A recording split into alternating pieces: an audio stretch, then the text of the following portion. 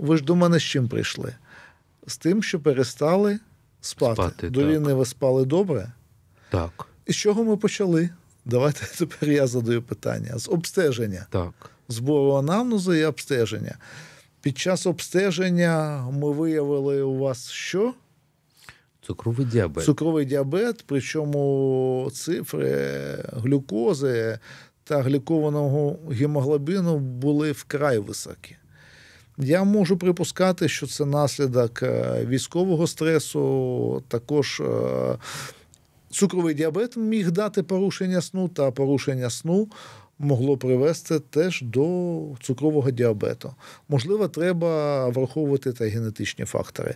Я вважаю, якщо б не було війни, то цукровий діабет у вас би з'явився не в 49 років, а з'явився би в віці 65+.